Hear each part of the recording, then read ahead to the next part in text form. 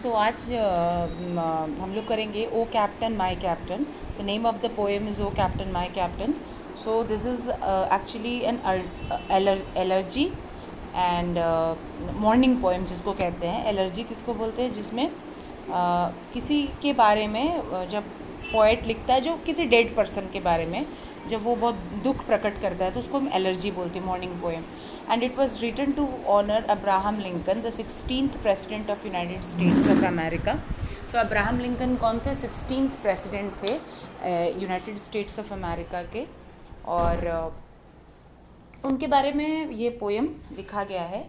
Actually America में slavery system था. वो लोग क्या करते थे, दूसरे गरीब देशों से स्लेव लोगों को पकड़ के ले आते थे और उनको स्लेव बना के अपने पास रखते थे. And they use to operate them and there were kind of like lot of operations over these people, these weak section of the society. और तो ये बहुत बुरा लगता था अब्राहम लिंकन को. तो उन्होंने डिसाइड किया था when he won the election and he became the 16th president of the United States of America, then at that time itself he took a war to make the nation slavery free or free of slaves. तो उन्होंने ऐसा किया भी और last में उनको इसमें बहुत बड़ा सक्सेस मिला था. लेकिन उसके बाद वो उनका डेथ हो गया. तो इसी के लिए पोएट को बहुत दुख हुआ. He is in a state of melancholy and that's why he has written this poem over the death of such a nice politician. जो पॉलिटिशियन तो थे ही, but he was he was not a self centered guy. He was not selfish. और इसीलिए उन्होंने society के लिए काम किया और बहुत बड़ा काम किया कि उसको स्लेव फ्री बना दिया सोसाइटी को. इसी के ऊपर पोएम को लिखा गया है. तो let's begin the poem. O captain my captain, our fearful trip is done. बोल रहा है कि ओ कैप्टन, उसको कैप्टन करके वो बुला रहे हैं पोएट. और उनको कैप्टन बोल रहे हैं. वो बोल रहे हैं कि हमारा जो वो फेयरफुल ट्रिप था वो हो गया है. वो जो डरावना जर्नी हमने स्टार्ट किया था वो ख़त्म हो गया है. जर्नी था. तो नाउ दिस जर्नी और दिस स्लेवरी को ख़त्म करने के लिए जो अब्राहम लिंकन ने जो स्ट्रगल चालू किया था, जो उन्होंने रेवोल्यूशन चालू किया था, so that revolution has been compared with a trip over here in this poem. So now the poet is trying to say that trip is over. वो जर्नी ख़त्म हो चुकी है and we have won. The ship has withered every track. The prize we sought is won. और जो ये ship है इसको यूनाइटेड स्टेट्स से कंपेयर किया जा रहा है कि ये जो शिप है उसने, देखो विदर्ड का मतलब पास्ट सेफली, ये सेफली पास हो चुका है. सारा रैक्स मतलब जो स्टॉर्म आया था, ये जो शिप के ऊपर जो स्टॉर्म आया था वो पूरी तरह से अच्छे से इस शिप ने विदर्ड कर लिया. मैंने the ship has passed safely through this difficult period और एक्सपीरियंस और दिस स्टॉर्म. मतलब यूनाइटेड स्टेट्स के ऊपर जो ये एक बहुत बड़ा प्रॉब्लम आया था उससे सेफली हमारा स्टेट बाहर निकल गया है. एंड द प्राइज़, जो प्राइज़ हमको मिलना था, मतलब सोसाइटी को स्लेवरी फ्री बनाना था, फ्री ऑफ स्लेवरी बनाना था.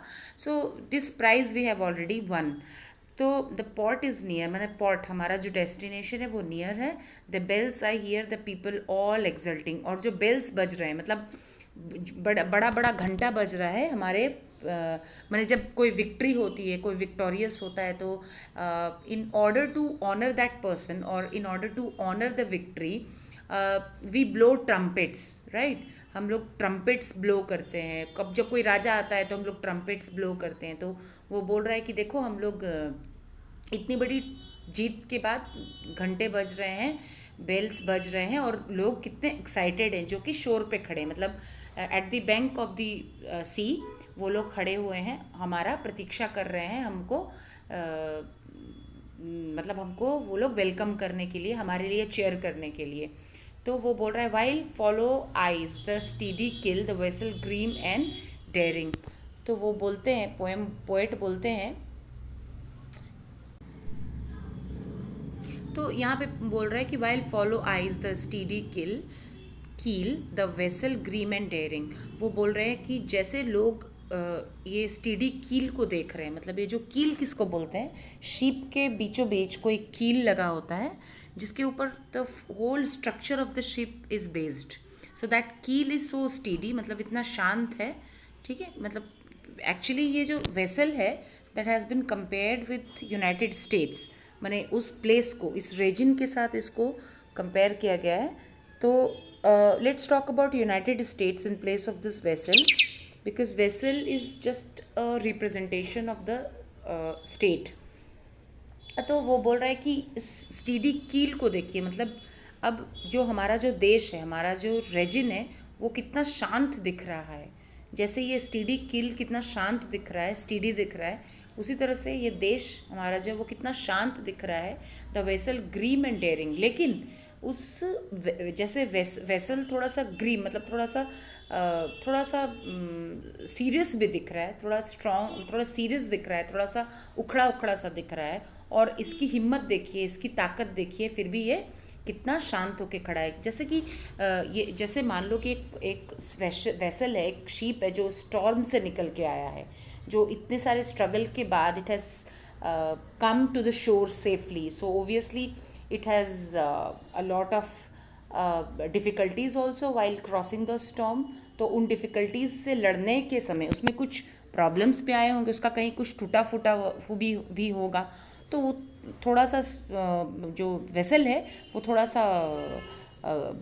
सा दुखी दुखी लग रहा है। तो वैसे ही स्टेट जो है हमारा, वो भी थोड़ा सा दुखी दुखी लग रहा है, लेकिन उसकी हिम्मत देखिए, उसकी ताकत देखिए, ये इतने बड़े स्ट्रगल से वो हमारा जो देश है वो बाहर निकल कर आ गया है।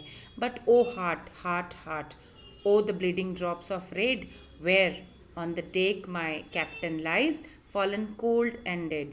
लेकिन वो बोलते हैं कि वो दुखी होकर बोलते हैं, ओह ओह मेरा दिल, ओह मेरा मन, ये जो है ब्लीडिंग ड्रॉप्स मुझे दिख रहे हैं, रेड रंग का जो ब्लीडिंग ड्रॉप्स है मुझे डेक के ऊपर दिख रहा है। मतलब deck obviously the ship, the area of the ship where you can stand and you can see the scenario of the sea और द ओशन, उस जगह में जहाँ आप खड़े हो सकते हैं, सामने वाला पार्ट, वहाँ पे पोइट बोलते हैं कि मुझे ड्रॉप्स दिख रहा है, मुझे रेड ड्रॉप्स दिख रहा है कैप्टन का, और यहाँ पर मेरा जो कैप्टन है वो एकदम से डेड अवस्था में सोया हुआ है और मुझे उनका खून दिख रहा है। O captain my captain rise up hear the bells. अब पोएट बोलते हैं कि ओ कैप्टन आप उठो, आप उठो, उठ जाओ, और try to listen to this bells, try to listen to this exalting people who are obviously they're standing at the shore in order to welcome us, in order to cheer for us, but he is lying dead, he has fallen cold and dead on the deck or on the ground। obviously वो हम vessel को state से उसकी comparison कर रहे हैं, तो हम बोल सकते हैं कि जो कैप्टन है is lying dead on the floor, is lying dead, or he has fallen dead, or he has fallen cold and dead, on the ground. Now he is not rising up, and the poet is trying to request, or the poet is continuously requesting the captain to rise up and try to hear all this exulting of the people, and try to hear all these bells and everything, right? But वो उठ नहीं रहा है। Rise up for you the flag is flung, for you the bugle trills. बोल रहा है कि आपके लिए फ्लैग भी फहराया जा रहा है, मैंने झंडा को फहराया जा रहा है, और बगल ट्रिल्स, बगल मतलब एक म्यूजिकल इंस्ट्रूमेंट है, like a small trumpet, see here it is written bugle, bugle a music instrument like a small trumpet used in the army for giving signals. Trills make repeated short high sounds. So ये भी बजाया जा रहा है आपके लिए। For you buckets bouquet and ribboned reeds, for you the shows a crowding। बोल रहा है आपके लिए जो है कितने सारे बुके आए हैं, वो फ्लावर का जो होता है ना, वो बंच बना के जो लाते हैं, so you people must have seen bouquet, तो वो भी लाया गया है। और आपके लिए वो जो है रीड्स, रिबन्ड रीड्स, मतलब एक ऐसा, देखिए यहाँ लिखा है नीचे, arrangements of flowers and leaves in the shape of a circle, एक सर्कल करके जो डेड लोगों के ऊपर रखा जाता है और वो उसमें रिबन बांधा हुआ है, वो भी आपके लिए लाया गया है। और एक इतने सारे लोग शोर के ऊपर, मतलब मैंने एम्बैंकमेंट जो होता है उसके ऊपर इतने सारे लोग खड़े हुए हैं, इतना क्राउड खड़ा हुआ है to cheer for you. So you please rise up and try to see all these scenarios and all these people who are there to welcome you. But आप तो उठ ही नहीं रहे हैं. For you they call the swaying mass, their eager faces turning, here captain dear father. अब वो बोल रहा है कि आपको वो लोग बुला रहे हैं, ये जो पूरी जो भीड़ खड़ी हुई है आपको बुला रहे हैं, उनका फेस आप ही की तरफ टर्न हो रहा है, आप ही की तरफ देख रहा है. O captain my dear father. अब वो उसको अपने फादर बुलाने लगते हैं, मतलब अब्राहम लिंकन को ये जो पोइट हैं अपने फादर के रूप में बुलाने लगते हैं. This arm beneath your head, it is some dream that on the deck you have fallen cold and dead. बोल रहे मेरा जो आर्म है, मतलब उसके अपने आर्म के नीचे वो उनका सिर को रखे हुए हैं, मतलब उनका डेड सिर पोइट के आर्म के नीचे है. सो it is अब as poet बोलते हैं, it is just like a dream that you have fallen cold and dead, that you are no more. So it is just like a dream. He is unable to believe, he is not in the state of believing this fact that Abraham Lincoln is no more, because obviously he loved him so much. So let's go to the next page. My captain does not answer. His lips are pale and still. My father does not feel my arm. He has no pulse nor will. अब वो बोल रहा है, देखो मेरे जो captain है वो कोई भी आंसर नहीं कर रहे हैं. His lips are pale. उनका लिप्स पेल हो चुका है, पीला पड़ चुका है और शांत हो चुका है. स्टिल मतलब शांत. My father does not feel my arm. और मैंने अपने पिता के अपने पिता का जो सिर है अपने बाहों में ले रखा है.